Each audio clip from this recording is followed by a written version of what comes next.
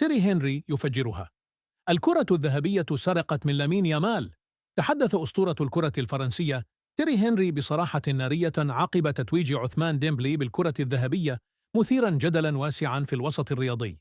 هنري أكد أن الحفل هذا العام فقد جزءا كبيرا من مصداقيته، موضحا أن ديمبلي لاعب مميز وموهوب، لكن لقب الأفضل في العالم لا يستحقه هذا الموسم.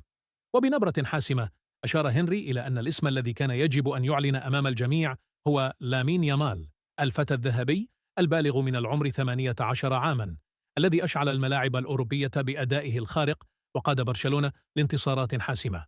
وأضاف هنري أن يامال لم يكن مجرد لاعب صاعد، بل أصبح أيقونة حقيقية، أثبت أن المستقبل قد بدأ بالفعل، وأن التاريخ ارتكب ظلما بحقه بحرمانه من هذه الجائزة. وأكد أن العالم بأسره رأى الحقيقة واضحة: يامال هو الأفضل في الموسم بلا منازع. ولم يتوقف هنري عند ذلك، بل أبدى استياءه من ترتيب بيدري في المركز 11، معتبرا أن مثل هذه النتائج تكشف أن الجوائز لا تعكس دائما الواقع.